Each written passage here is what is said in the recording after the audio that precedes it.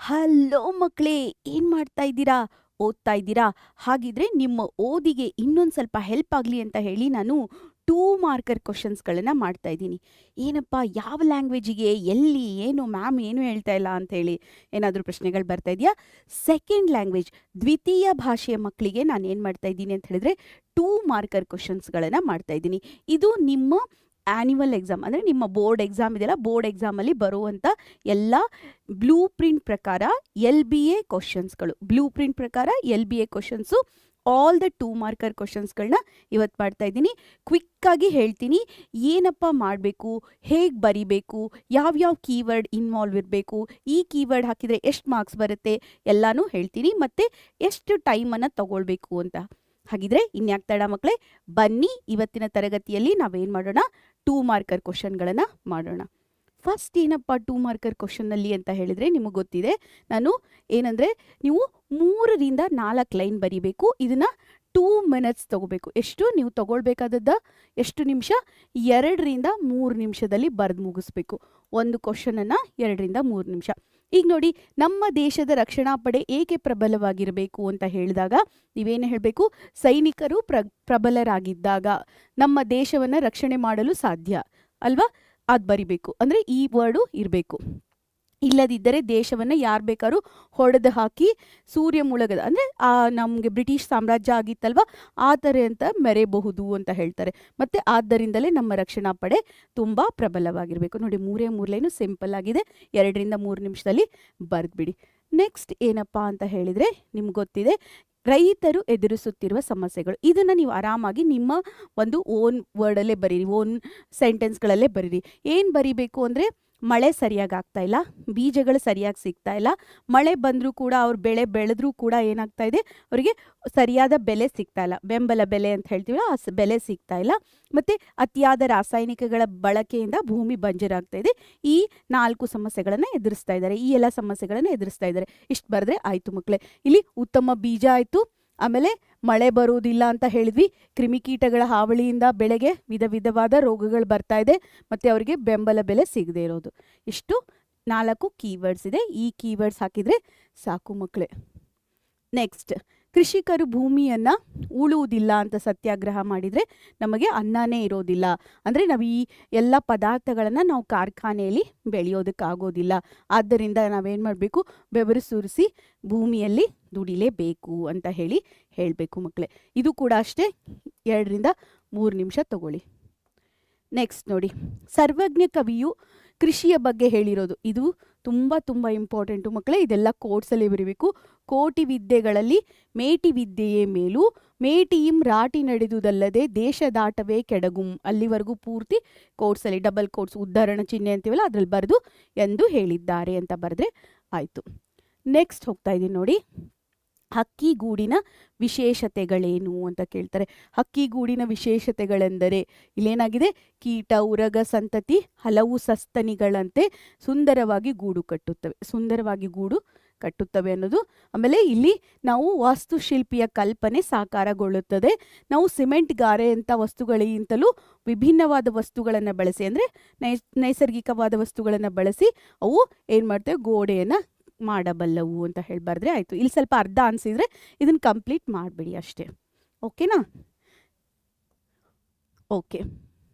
ಹಕ್ಕಿಗೂಡುಗಳು ನಿರ್ಮಿಸುವ ಉದ್ದೇಶವೇನು? ಹಕ್ಕಿಗಳು ಗೂಡನ್ನು ಯಾಕೆ ನಿರ್ಮಿಸ್ತವೆ ಅಂತ ಹೇಳಿದರೆ, ಅವು ಪ್ರವಾಹಗಳ ವಿರುದ್ಧ ಬದುಕಲು, ಆಮೇಲೆ ರಕ್ಷಣೆಗಾಗಿ, ಆಮೇಲೆ ಮೊಟ್ಟೆಗಳನ್ನು ರಕ್ಷಿಸಿಕೊಳ್ಳಲು, ಆಮೇಲೆ ಪ್ರಾಣಿಗಳಿಂದ ರಕ್ಷಿಸಿಕೊಳ್ಳಲು. ಈ 4 ಅಂಶಗಳನ್ನು ಬರೆದ್ರೆ, ಕೀವರ್ಡ್ಸ್ ಬರೆದ್ರೆ ಪೂರ್ತಿ ಮಾರ್ಕ್ಸು ಸಿಗುತ್ತೆ ಮಕ್ಕಳೇ. ನೆಕ್ಸ್ಟ್, ಹಕ್ಕಿಗೂಡನ್ನು ಎಲ್ಲೆಲ್ಲಿ ಕಟ್ಟಬಲ್ಲವು, ಎಲ್ಲ ಕಡೆ ಬರಿಬೇಕು. ಇದರಲ್ಲಿ ನಿಮ್ಗೆ ಏನು ಗೊತ್ತಾ, ನಭದಲ್ಲಿ ಹಾರಿ, ಪರ್ವತಗಳನ್ನು ಏರಿ, ಸಾಗರ ದೀಪಗಳನ್ನು ದಾಟಿ ತಮಗಿರುವ ಅಪೂರ್ವ ಹಾರಾಟ ಶಕ್ತಿಯಿಂದ ಎಲ್ಲೆಂದರಲ್ಲಿ ಗೂಡನ್ನು ಕಟ್ಟುತ್ತವೆ ಅಂತ ಹೇಳ್ತೀವಿ. ಆಮೇಲೆ ಸಾಗರ ದ್ವೀಪ, ಗಿರಿ ಶಿಖರದ ನೆತ್ತಿ, ನಿಬಿಡವಾದ ವನಶ್ರೇಣಿ, ಆಮೇಲೆ ಸೂರ್ಯನ ಬೆಳಕಿಗೂ ಪ್ರವೇಶ ಸಿಗಲಾರದಂಥ ಕತ್ತಲ ಕಣಿವೆ, ರಕ್ತ ಹೆಪ್ಪುಗಟ್ಟಿಸುವ ಶೀತಲ ಪ್ರದೇಶ, ಇಲ್ಲೆಲ್ಲ ಧ್ರುವ ಪ್ರದೇಶಗಳಲ್ಲಿ ಗೂಡನ್ನು ಕಟ್ಟಬಲ್ಲವು. ಇದಿಷ್ಟು ಬರೆದ್ರೆ ಆಯಿತು ಮಕ್ಕಳೇ. ಇದರಲ್ಲಿ ಎಲ್ಲ ಕೀವರ್ಡ್ಸ್ ಇದೆ, ಹಾಗಾಗಿ ಇದನ್ನು ನೆನ್ಪಿಟ್ಕೊಳ್ಳೇಬೇಕು ನೀವು. ಓಕೆ. ನೆಕ್ಸ್ಟ್, ಹಕ್ಕಿಗಳು ಬದಲಾದ ಪರಿಸರಕ್ಕೆ ಹೊಂದಿಕೊಂಡು ಗೂಡು ಕಟ್ಟುವುದಕ್ಕೆ ಲೇಖಕರು ಯಾವ ಉದಾಹರಣೆಗಳನ್ನು ನೀಡಿದ್ದಾರೆ? ಇಲ್ಲಿ ಮನುಷ್ಯ ಹೇಗೆ ಗೂಡು ಕಟ್ತಾನೆ, ಹಕ್ಕಿಗಳು ಹೇಗೆ ಗೂಡು ಕಟ್ಟುತ್ತೆ ಅಂತ ಹೇಳ್ತಾರಲ್ವಾ, ಅದನ್ನು ಬರಿಬೇಕು. ಇಲ್ಲಿ ನೋಡಿ, ಹಕ್ಕಿಗಳು ಬದಲಾದ ಪರಿಸರಕ್ಕೆ ಹೊಂದಿಕೊಂಡು ಅಂತ ಹೇಳಿದಾಗ ಥಟ್ಟನೆ ಹೇಳಬೇಕು. ಅವು ಈಗ ವಿದ್ಯುತ್ ತಂತಿಗಳಲ್ಲಿ ತೂಗಾಡುವ ಗೂಡುಗಳನ್ನ ಕಟ್ತಾವಲ್ವಾ, ಆ ವಿಷಯವನ್ನು ಇಲ್ಲಿ ಮೆನ್ಷನ್ ಮಾಡಲೇಬೇಕು. ಅದ್ರ ಜೊತೆಗೆ ಇದೆಲ್ಲ ಕಂಪಲ್ಸರಿ ಬರಿಬೇಕು. ಏನು ಬರಿಬೇಕು ಅಂತ ಹೇಳ್ತೀನಿ ನೋಡಿ. ಮನುಷ್ಯನ ಕೇರಿಗಳಿರುವ ವಾಹನ ಸಂಚಾರ ಹೆಚ್ಚಿರುವ ಸ್ಥಳಗಳನ್ನೇ ಆಯ್ದುಕೊಳ್ಳುತ್ತವೆ. ಮತ್ತು ಮನುಷ್ಯನು ಹಕ್ಕಿಗಳ ನೆಲೆಯನ್ನು ಅನೇಕ ಕಡೆ ಆಕ್ರಮಿಸಿಕೊಂಡು, ಅಂದರೆ ಅವುಗಳ ಪ್ರದೇಶವನ್ನು ನಾವು ಆಕ್ರಮಿಸ್ಕೊಂಡು ಬಿಟ್ಟಿದ್ದೀವಲ್ಲ, ಅದಕ್ಕೋಸ್ಕರ ಹಕ್ಕಿಗಳು ಥಟ್ಟನೆ ಹೊಂದಿಕೊಂಡು ಟ್ರಾನ್ಸ್ಫಾರ್ಮರು ಮತ್ತು ಮೀಟರ್ ಬಳಿ ಮತ್ತು ವಿದ್ಯುತ್ ತಂತಿಗಳ ಹತ್ರ ಗೂಡನ್ನು ಕಟ್ತವೆ ಅಂತ ಬರೆದ್ರೆ ಆಯಿತು ಮಕ್ಕಳೇ. ಸರಿನಾ? ಓಕೆ. ನೆಕ್ಸ್ಟ್ ಹೋಗ್ತಾ ಇದ್ದೀನಿ ನೋಡಿ. ನೀಲಿ ಸಾಮ್ರಾಟ ಸಗ್ಗದ ಹಕ್ಕಿ, ಇದಂತೂ ನಿಮ್ಗೆ ಗೊತ್ತೇ ಇರುವಂಥದ್ದು ಅಲ್ವಾ. ಪ್ಯಾರಡೈಸ್ ಹಕ್ಕಿ ಅಂತ ಹೇಳ್ತೀವಲ್ವ, ಈ ಹಕ್ಕಿ ಬಗ್ಗೆ ಬರೀರಿ. ಆಮೇಲೆ ಇಲ್ಲಿ ನೀಲಿ ಸಾಮ್ರಾಟದ ಬಗ್ಗೆ ಬರೀರಿ. ಏನು ಬರಿಬೇಕು ಮ್ಯಾಮ್ ಅಂತ ಹೇಳ್ತವೆ. ಇವು ಹೇಗೆ ಜೇಡರ ಮೊಟ್ಟೆಗಳ ಕೋಶಗಳನ್ನು ಯೂಸ್ ಮಾಡಿಕೊಂಡು ಹೇಗೆ ಇವು ಅಲಂಕರಿಸುತ್ತವೆ ಅಂತ ಹೇಳಿ ಬರೆದ್ರೆ best, well and good. Okay. ಮತ್ತು ಇದು ಬಟ್ಟಲಾಕಾರದಲ್ಲಿ ಗೂಡನ್ನು ಕಟ್ಟುತ್ತಲ್ಲ, ಅದು ಒಂದು ಬರೀರಿ ಮಕ್ಕಳೇ. ಮತ್ತು ಒಣ ಕಡ್ಡಿಯನ್ನು ಹಿಡಿದಂತೆ ಈ ಥರ ಹಿಡ್ಕೊಂಡು ಅವು ಬಟ್ಟಲಾಕಾರದಲ್ಲಿ ಗೂಡನ್ನು ಕಟ್ತಾವಲ್ಲ, ಅದಿಷ್ಟು ಗೂಡನ್ನು ಕಟ್ಟೋದು ಇಲ್ಲಿದ್ದಂಗೆ ಬರೆದ್ರೆ ಆಯಿತು. ನೆಕ್ಸ್ಟ್ ನೋಡಿ ಮಕ್ಕಳೇ, ಹಕ್ಕಿ ಗೂಡಿನಲ್ಲಿ ಬದುಕಿನ ಯಾವ ಯಾವ ಅನುಭವಗಳು? ನೋವಿದೆ, ನಲಿವಿದೆ ಅಂತ ಹೇಳ್ತಾರಲ್ವ, ನೋವಿದೆ, ನಲಿವಿದೆ, ಆಕ್ರಂದನವಿದೆ, ಸಂತಸದ ದನಿ ಇದೆ, ಕಾವು ಗುಟುಕು ಪಡೆದು ಜೀವ ಕಣ್ತೆರೆಯುವ ಸೃಷ್ಟಿಯ ಅಚ್ಚರಿ ಇದೆ ಅಂತ ಹೇಳಿ ಬರೀರಿ. ಶತ್ರುಗಳ ಬೇಟೆಗೆ, ನೈಸರ್ಗಿಕ ವಿಕೋಪಕ್ಕೆ ತುತ್ತಾಗುವ ದಾರುಣವಿದೆ, ಮತ್ತು ಅವಘಡಗಳನ್ನು ಎದುರಿಸಿ ಬದುಕುವ ಸಾಹಸ ಗಾಥೆ ಇದೆ. ಈ ಬದುಕಿನ ಎಲ್ಲ ಅನುಭವಗಳು ಹಕ್ಕಿಗೂಡಿನಲ್ಲಿವೆ ಅಂತ ಬರೆದ್ರೆ ಆಯಿತು ಮಕ್ಕಳೇ. ಇವೆಲ್ಲ ಏನು ಗೊತ್ತಾ, ಕೀವರ್ಡ್ಸ್ ಆಗಿದೆ. ಇವುಗಳನ್ನು ಮರಿಬೇಡಿ. ಬರಿಬೇಕಾದ್ರೆ ಎಲ್ಲನೂ ಇವುಗಳನ್ನು ಸೇರಿಸ್ಕೊಳ್ಳಿ. ಓಕೆನಾ? ನಿಮ್ಮ ಓನಾಗಿ ಬರೆದ್ರೂ ಕೂಡ ಇದು ಸ್ವಲ್ಪ ಸೇರಿಸ್ಕೊಂಡು ಬರೀರಿ, ಇವೆಲ್ಲ ಕೀವರ್ಡ್ಸ್ಗಳನ್ನು ಹಾಕಿ. ಮತ್ತು ಹೀಗೆ ಅಂಡರ್ಲೈನು ಮಾಡಿ. ಓಕೆ. ಇಲ್ಲಿ ಹರಿದ್ವಾರವನ್ನು ಲೇಖಕರು ಹೇಗೆ ವರ್ಣಿಸಿದ್ದಾರೆ ಅಂದರೆ, ಇಕ್ಕಟ್ಟಾದ ಬೀದಿಗಳು. ಫಸ್ಟು ಇಕ್ಕಟ್ಟಾದ ಬೀದಿಗಳು, ನಡು ನಡುವೆ ಥಟ್ಟನೆ ಕಣ್ಣನ್ನು ಸೆಳೆಯುವಂಥ ಗುಡಿಗಳು, ಆಶ್ರಮಗಳು, ಧರ್ಮಶಾಲೆಗಳು, ಮತ್ತು ಎಲ್ಲ ತೀರ್ಥಕ್ಷೇತ್ರಗಳಿಗೂ ಸಮಾನ ಅಂಶವಾದ ಗಲೀಜುಗಳಿಂದ ತನ್ನ ಪ್ರತ್ಯೇಕತೆಯನ್ನು ಕಾಯ್ದುಕೊಂಡಿದೆ ಎಂದು ವರ್ಣಿಸಿದ್ದಾರೆ. ಇಷ್ಟು ಬರೆದ್ರೆ ಆಯಿತು ಮಕ್ಕಳೇ. ಓಕೆ. ನೆಕ್ಸ್ಟ್, ಇಲ್ಲಿ ಸಗರರ ಪುತ್ರರನ್ನ ಕಪಿಲ ಮಹರ್ಷಿ ತನ್ನ ಕೋಪಾಗ್ನಿಯಿಂದ, ಇಲ್ಲಿ ಬರಿಬೇಕಾದಂಥ ಕೀವರ್ಡ್ಸ್ ಹೇಳ್ತೀನಿ. ಸಗರರ ಪುತ್ರರನ್ನ ಕಪಿಲ ಮಹರ್ಷಿ ಇದರಲ್ಲ ಕೋಪಾಗ್ನಿಯಿಂದ ಬೂದಿ ಮಾಡಿದ್ರು. ಅನಂತರ ಸಗರ ವಂಶದ ಭಗೀರಥನು ಏನು ಮಾಡ್ತಾನೆ, ತನ್ನ ಪಿತೃಗಳಿಗೆ ಸದ್ಗತಿಯನ್ನು, ಅಂದರೆ ಅವನಿಗೆ ಮೋಕ್ಷವನ್ನು ಕೊಡೋದಕ್ಕೋಸ್ಕರ ಏನು ಮಾಡ್ತಾರೆ, ಗಂಗೆಯನ್ನು ತಂದು ಹರಿಸಿದ ಸ್ಥಳವೇ. ಆದ್ದರಿಂದ ಇದನ್ನು ಕಪಿಲ ಸ್ಥಾನ ಅಂತ ಹೇಳಿ ಕರೀತಾರೆ. ಇಷ್ಟು ಬರೆದ್ರೆ ಆಯಿತು ಮಕ್ಕಳೇ. ಓಕೆ. ನೆಕ್ಸ್ಟ್, ಮಹಾಭಾರತದಲ್ಲಿ 3 ಪ್ರಸಂಗಗಳನ್ನು ಬರಿಬೇಕು. ನೀವು ಹೇಗಾದರೂ ಬರೀರಿ, ಫಸ್ಟು ಸೆಕೆಂಡು ಥರ್ಡು ಅಂತ ಏನಿಲ್ಲ. ಒಂದು, ದ್ರೋಣಾಚಾರ್ಯರ ಹುಟ್ಟಿಗೆ ಕಾರಣವಾದದ್ದು ಭಾರದ್ವಾಜ ಮುನಿಗಳು ಮತ್ತು ಘೃತಾಚಿ, ಅಪ್ಸರೆಯಾದ ಪ್ರತಾಚಿ ಅಂತಾಗಿದೆ ನೋಡಿ, ಇದನ್ನು ಘೃತಾಚಿ ಮಾಡ್ಕೊಳ್ಳಿ. ಘೃತಾಚಿ. ಓಕೆ, ಘೃತಾಚಿ. ಮತ್ತು ಆಮೇಲೆ ಮೋಹಗೊಂಡು ದ್ರೋಣಾಚಾರ್ಯರ ಹುಟ್ಟಿಗೆ ಕಾರಣವಾಗಿದ್ದು, ಮತ್ತು ಶಂತನುವಿನ ತಂದೆ ಪ್ರದೀಪನು ಗಂಗಾದ್ವಾರದಲ್ಲಿ ಗಂಗೆಯನ್ನು ಮೀಟಾಗಿ ತಪಸ್ಸನ್ನು ಆಚರಿಸಿದ್ದು. ಅಷ್ಟು ಬರೀರಿ ಸಾಕು. ಮತ್ತು ಅರ್ಜುನ ತನ್ನ ತೀರ್ಥಯಾತ್ರೆ ಸಂದರ್ಭದಲ್ಲಿ ಇಲ್ಲಿ ದ್ವಾರದಲ್ಲಿ ತಂಗಿದ್ದ ಸ್ವಲ್ಪ ದಿನಗಳ ಕಾಲ, ಅದನ್ನು ಬರೆದ್ರು ಮುಗೀತು. ಈ 3 ಅಂಶಗಳನ್ನು ಬರೀರಿ ಮಕ್ಕಳೇ. ಇದಕ್ಕೆ ಮಾರ್ಕ್ಸ್, ಇದು 3 ಪಾಯಿಂಟ್ಸ್ ಬರಿಬೇಕು, ಪಾಯಿಂಟ್ಸು. ಓಕೆ. ಓಕೆ.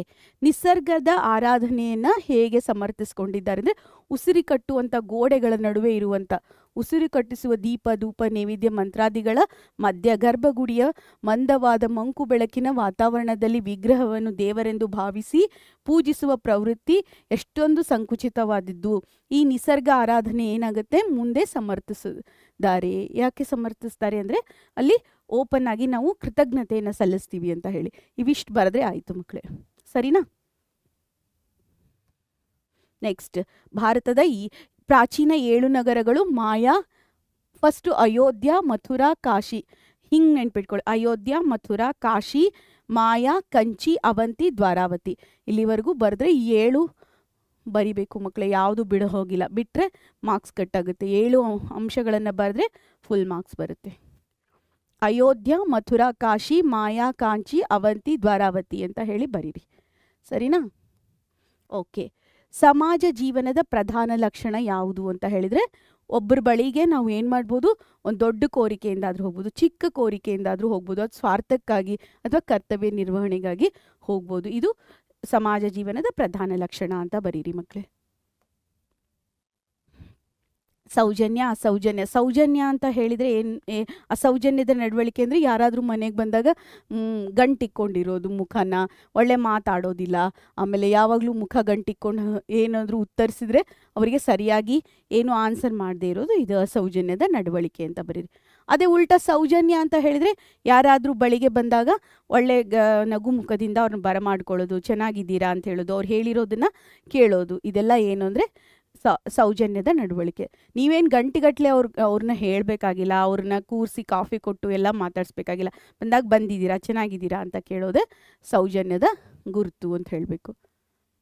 ಇಲ್ಲಿ ಸೌಜನ್ಯಶೀಲ ಲಕ್ಷಣಗಳು ಯಾವುವು ಅಂದರೆ ಎಲ್ಲ ಬರೆದ ಮೇಲೆ, ಅಂದರೆ ನಾವು ನಗು ಅವ್ರ ಬಳಿಗೆ ಹೋದಾಗ ತೃಪ್ತಿ ನೀಡುತ್ತೆ, ಅದೆಲ್ಲ ಹೇಳಿದ ಮೇಲೆ ಹೇಳುವ ಸತ್ಯವನ್ನು ಹೇಳು, ಆದರೆ ಪ್ರಿಯವಾಗಿ ಹೇಳು ಅಂತ ಹೇಳಬೇಕು. ಆಮೇಲೆ ಅಯ್ಯ ಎಂದರೆ ಸ್ವರ್ಗ, ಎಲ್ಲವೋ ಎಂದರೆ ನರಕ ಎಂಬುದು ಮಾತಿನಲ್ಲಿ ಸೌಜನ್ಯದ ಸ್ವರೂಪವಾಗಿದೆ ಅಂತ ಬರೀರಿ. ಅಯ್ಯ ಎಂದರೆ ಸ್ವರ್ಗ, ಎಲ್ಲವೋ ಎಂದರೆ ನರಕ. ನೆಕ್ಸ್ಟ್ ನೋಡಿ ಮಕ್ಕಳೇ, ಕುಣಿಗಲ್ ಕೆರೆ ನೋಡುವವರಿಗೆ ಹೇಗೆ ಕಾಣಿಸುತ್ತೆ ಅಂತ ಹೇಳಿದರೆ, ಇದು ವೈಭವದಿಂದ ಕಾಣಿಸುತ್ತದೆ. ಮೂಡಲ್ ದಿಕ್ಕಿನಲ್ಲಿ ಚಂದಿರ ಉದಯನಾಗುವುದು ಸುಂದರವಾಗಿ ಕಾಣುತ್ತದೆ. ಮತ್ತು ಜನರು ಸಂತೆಗೆ ಹೋಗುವ ಆ ಕೆರೆಯ ಕಲ್ಲು ಕಟ್ಟೆಯ ಮೇಲೆ ಹೋಗಬೇಕು. ಕೆರೆಯನ್ನು ನೀಳವಾಗಿ ನೋಡುವವರಿಗೆ ಐಭೋಗದಿಂದ ಕಾಣುತ್ತದೆ ಅಂತ ಬರೆದ್ರೆ ಆಯಿತು. ಇದೇನು ಈಸಿ ಇದೆ ಅಲ್ವಾ? ಬಾಳೆ ಮೀನುಗಳ ಬಗ್ಗೆ ಏನಂತ ಹೇಳ್ತಾರೆ ಅಂತಂದರೆ, ಇಲ್ಲಿ ಮೀನುಗಾರಿಕೆಗೆ ಆಶ್ರಯವಾಗಿದೆ. ಜನರು ಮೀನುಗಳನ್ನು ಹಿಡಿಯಲು ಕೆರೆಯಲ್ಲಿ ಬಲೆಗಳನ್ನು ಹಾಕ್ತಾರೆ. ಬಲೆಗಳನ್ನು ನೀರಿಂದ ಮೇಲಕ್ಕೆ ಎತ್ತಿದಾಗ ಬಲೆಯಲ್ಲಿ ಸಿಲುಕಿಕೊಂಡ ಮೀನುಗಳು ನಗೆದಾಡುತ್ತವೆ. ನೆಕ್ಸ್ಟ್, ಕಬ್ಬಕ್ಕಿಗಳ ಬಾಯಿ ಹಾಕ್ಬಿಡ್ತವೆ ಅಂತ ಹೇಳಿದರೆ, ಮಕ್ಕಳೇ ಇದು ನೋಡಿ, ಕಬ್ಬಕ್ಕಿಗಳು ಯಾಕೆ ಬಾಯಿ ಬಿಡ್ತವೆ ಅಂದರೆ, ಇಲ್ಲೇನು ಮಾಡಿ ಗೊತ್ತಾ, ನಿಂಬೆ ಹಣ್ಣಿನಂತೆ ತುಂಬಿದ ಕೆರೆ ಅದನ್ನು ಶುರು ಮಾಡಿ, ಇಲ್ಲಾಂದರೆ ಇಲ್ಲೇನು ಗೊತ್ತಾ, ನೀರಿನಿಂದ ತುಂಬಿದಂಥ, ಹೀಗೂ ಶುರು ಮಾಡ್ಬೋದು. ನೀರಿನಿಂದ ತುಂಬಿದಂಥ ಕೆರೆಯಲ್ಲಿ ಜಲಚರಗಳು ಹೆಚ್ಚಾಗಿರ್ತವೆ. ಆ ಜಲಚರಗಳನ್ನು ತಿನ್ನೋದಕ್ಕೆ ಕಬ್ಬಕ್ಕಿಗಳು ಬಾಯನ್ನು ಬಿಡ್ತವೆ ಅಂತ ಹೇಳಿ ಜನಪದರು ಹೇಳಿದ್ದಾರೆ ಅಂತ ಬರೆದ್ರೆ ಆಯಿತು. ಬೊಬ್ಬೆ ಹೊಡೆದವೆ ಬಳೆ ಮೀನು ಅಂತ ಹೇಳಿದರೆ, ಈ ನೀರಿನಿಂದ ಮೇಲಕ್ಕೆ ಎತ್ತಿದಂಥ ಮೀನುಗಳು ನಲಿದಾಡುತ್ತವಲ್ಲ, ಅದನ್ನು ಇಲ್ಲಿ ಬೊಬ್ಬೆ ಹೊಡೆದಿದ್ದಾವೆ ಅಂತ ಹೇಳಿದ್ದಾರೆ. ನೀವು ಇದನ್ನು ಬರೀರಿ. ಕೃಷಿಕರು ಬಲೆಗಳನ್ನು ಬೀಸುತ್ತಾರೆ. ಬಲೆಗಳಲ್ಲಿ ಹಿಡಿದು ಮೇಲಕ್ಕೆತ್ತಿದಾಗ ಅವು ದೋಣಿ ನಡೆಸಲು ಬಳಸುವ ಊರುಗೋಲನ್ನು ನೀರಿನಲ್ಲಿ ನೂಕುವಾಗ ಬಾಳೆ ಮೀನುಗಳು ಬೊಬ್ಬೆ ಹೊಡೆಯಲು ಕಾರಣವಾಗುತ್ತದೆ ಅಂತ ಹೇಳಿ. ಓಕೆ, ಇದು ನಿಮ್ಮ LBAದಿಂದಾನೇ ತಗೊಂಡಿದ್ದೀನಿ ಮಕ್ಕಳೇ ಆನ್ಸರ್ಗಳೆಲ್ಲ. ಲೋಕದಲ್ಲಿ ಕೇಳಿ ಬರುವ ಸ್ತುತಿ ನಿಂದನೆಗಳನ್ನು ಅಕ್ಕ ಮಹಾದೇವಿ ಏನು ಹೇಳಿದ್ದಾರೆ ಅಂದರೆ, ಬೆಟ್ಟದ ಮೇಲೊಂದು ಮನೆಯ ಮಾಡಿ ಮೃಗಗಳಿಗೆ ಅಂಜಬಾರ್ದು, ಸಮುದ್ರದ ತಡಿಯಲ್ಲಿ ಮನೆ ಮಾಡಿ ನೊರೆತೆರೆಗಳಿಗೆ ಅಂಜಬಾರ್ದು, ಹಾಗೆ ಸಂತೆಯೊಳಗೊಂದು ಮನೆ ಮಾಡಿ ಶಬ್ದಕ್ಕೆ ಅಂಜಬಾರ್ದು ಅಂತ ಹೇಳಿ ಈ 3 ನಿದರ್ಶನಗಳೊಂದಿಗೆ ಹೇಳಿದ್ದಾರೆ ಅಂತ ಹೇಳಬೇಕು ಮಕ್ಕಳೇ. ನೆಕ್ಸ್ಟ್ ಕ್ವಶನ್ ನೋಡಿ. ಇಲ್ಲಿ ಬಸವಣ್ಣನವರು ಪೂರ್ತಿ ನೀವು ಹೇಳಿ, ನನ್ನ ದೇಹವೇ ದೇಗುಲ ಅಂತ ಹೇಳ್ತಾರಲ್ವ, ನಾನೇನು ಮಾಡಲಯ್ಯ, ನನ್ನ ಕಾಲೇ ಕಂಬ, ದೇಹವೇ ದೇಗುಲ, ಶಿರವೇ ಹೊನ್ನ ಕಳಶವಯ್ಯ, ಕೂಡಲ ಸಂಗಮ ದೇವ ಕೇಳಯ್ಯ ಅಂತ ಹೇಳ್ತಾರೆ. ಸ್ಥಾವರ ಕಳಿವುಂಟು ಜಂಗಮ ಕಳಿವಿಲ್ಲ ಎಂದು ವರ್ಣಿಸಿದ್ದಾರೆ. ಇಷ್ಟು ಅವರು ಪೂರ್ತಿ ವಚನದ ಸಾಲುಗಳನ್ನು ಬರೆದ್ರೆ ಆಯಿತು. ನೆಕ್ಸ್ಟ್ ನೋಡಿ ಮಕ್ಕಳೇ, ವೇಷದಂತೆ ಆಚರಣೆ ಅಂದರೆ ನಾವು ಯಾವ ರೀತಿ ವೇಷವನ್ನು ಹಾಕಿರ್ತೀವಿ ಅದೇ ರೀತಿ ನಮ್ಮ ಆಚರಣೆ ಇರಬೇಕು. ವೇದಾಂತವನ್ನು ಓದಿ ಫಲವಿಲ್ಲ, ಪುಣ್ಯತೀರ್ಥಗಳು ಬರೆದಿದ್ರೆ ಕೆರೆಗಳನ್ನು ತೋಡಿ ಫಲವಿಲ್ಲ ಅಂತ ಹೇಳ್ತಾರೆ. ಆಮೇಲೆ ನಾವು ಸನ್ಯಾಸಿಯ ವೇಷವನ್ನು ಹಾಕ್ಕೊಂಡು ನಾವು ಅದೇ ರೀತಿ ಇರಬೇಕು ಅಂತ ಹೇಳ್ತಾರೆ. ಈ 3 ನಿದರ್ಶನಗಳನ್ನು ಬರೀರಿ ಮಕ್ಕಳೇ. ನೆಕ್ಸ್ಟ್, ವೈದ್ಯರು ಭೀಮಾನಾಯಕನ ಬಳಿ. ಇವು ನೋಡಿ, ನಿಮ್ಗೆ ಗೊತ್ತಿದೆ, ಪಠ್ಯಪೂರಕದಲ್ಲಿ ನಿಮಗೆ ಕಳ್ಳರ ಗುರು ಇದೆ, ಮತ್ತು ನಿಮಗೆ ಇದು ಇದೆ ಪಂಪ ತೀರದ ಪುಷ್ಪಗಳು. ಅವು 2ರಲ್ಲಿ 1ರದ್ದು ಕ್ವಶನ್ ಬರುತ್ತೆ. ಮತ್ತು ಪದ್ಯ ಭಾಗದಲ್ಲಿ ಹೊಂಗೆ ಬೇವುಗಳ ಹಾಡು, ಇಲ್ಲಾಂದರೆ ಕನ್ನಡ ನಾಡು ನುಡಿ. ಓಕೆನಾ? ಇಲ್ಲಿ ಭೀಮಾನಾಯಕರು ಮಗುವಿನ ಪ್ರಾಣವನ್ನು ಹೇಗೆ ಉಳಿಸಿದ್ರು ಅಂತ ಹೇಳಿದ್ರೆ ಇದನ್ನ ಆರಾಮಾಗಿ ಬರೀರಿ. ಔಷಧಿ ತಂದು ಕೊಟ್ಟರು, ಅದರಿಂದ ಆ ಮಗು ಚೇತರಿಸ್ಕೊಂತು, ಅವ್ರ ಪ್ರಾಣ ಉಳಿತು, ಇಷ್ಟು ಬರೆದ್ರೆ ಸಾಕು. ಇದರಲ್ಲಿ ಏನು ಜಾಸ್ತಿ ಕೀವರ್ಡ್ಸ್ ಇಲ್ಲ. ನಿಮ್ಗೆ ಗೊತ್ತಿದೆ ಔಷಧಿ ಕೊಡೋದಿದೆ. ಆಮೇಲೆ ಅವರು ಏನು ಮಾಡಿದ್ರು ಅಂದರೆ ಕಾಡಿಗೆ ಹೋಗಿ ತಮ್ಮ ಜೀವನವನ್ನು ಪಣ ಇಟ್ಟು ತೊಗೊಂಡು ಬಂದ್ರಲ್ವ, ಅದು ಕತ್ಲಲ್ಲಿ ಹೋಗಿಬಿಟ್ಟು ಅದನ್ನು ಬರೀರಿ. ಬೇಕಾದರೆ ಬರೆದ್ರು ಓಕೆ, ಬರೆದಿಲ್ಲ ಅಂದರೂ ಓಕೆ. ನೆಕ್ಸ್ಟು ವೈದ್ಯರ ಮನೆಯಿಂದ ಕಳುವಾದ ವಸ್ತುಗಳು ಮರಳಿ ಹೇಗೆ ಬಂದವು. ಆ ಭೀಮಾನಾಯಕ ಬಂದುಬಿಟ್ಟು ಎಲ್ಲ ವಸ್ತುಗಳನ್ನು ಹಿಂದಿರುಗಿಸ್ತಾನಲ್ಲ, ಆ ವಿಷಯಗಳನ್ನು ಇಲ್ಲಿ ಬರಿಬೇಕು. ಇದರಲ್ಲಿ ಜಾಸ್ತಿ ಕೀವರ್ಡ್ಸ್ ಏನಿಲ್ಲ ಮಕ್ಕಳೇ. ಕಳ್ಳರು, ಆಮೇಲೆ ಪ್ರಾಣವನ್ನು ಉಳಿಸೋದು, ಲೆಕ್ಸ್ದೆ ಅವನು ಬಂದ, ಅದೆಲ್ಲ ಬರೆದ್ರೆ ಆಯಿತು. ಇಲ್ಲಿ ನೋಡಿ, ಮನೆಯಿಂದ ಕಳುವಾದ ವಸ್ತುಗಳು ಸಿಕ್ಕ ಬಗೆ ಹೇಗೆ ಅಂತ ಹೇಳಿದ್ರೆ ಅವ್ನು ಬಂದು ಕೃತಜ್ಞತಾ ಭಾವದಿಂದ ಕೊಡ್ತಾನಲ್ಲ, ಆ ವಿಷಯವನ್ನು ಬರೀರಿ. ಇದು ಕತೆ ರೂಪದಲ್ಲಿ ನೆನ್ಪಿಟ್ಕೊಳ್ಳಿ ಮಕ್ಕಳೇ, ಅಂದರೆ ಈಸಿ ಆಗುತ್ತೆ. ಮನ ಪರಿವರ್ತನೆ ಹೇಗಾಯಿತು ಅಂತ ಹೇಳಿದಾಗ ಅಲ್ಲಿ ಅವನ ಮಗನ ಜೀವವನ್ನು ಉಳಿಸಿದಾಗ ಅವನ ಮನ ಪರಿವರ್ತನೆ ಆಗ್ತದಲ್ಲ, ಅದನ್ನ ವಿಷಯನ ಬರೀರಿ ಮಕ್ಕಳೇ. ಇಲ್ಲಿ ಇನ್ನೊಂದು ವಿಷಯ ಹೇಳಬೇಕು ಮಕ್ಕಳೇ. ಇಲ್ಲೇನು ಗೊತ್ತಾ, ನಮ್ಮ ಪಾಲಿನ ದೇವರು, ಕಾಯುವುದು ದೇವರ ಕೆಲಸ, ಕೊಲ್ಲುವುದು ರಾಕ್ಷಸ ಕೆಲಸ ಅಂತ ಹೇಳ್ತಾರಲ್ವ, ಅದರಿಂದ ಅವನಿಗೆ ಮನ ಪರಿವರ್ತನೆ ಆಯಿತು ಅಂತ ಹೇಳಿದ್ರು ಓಕೆ.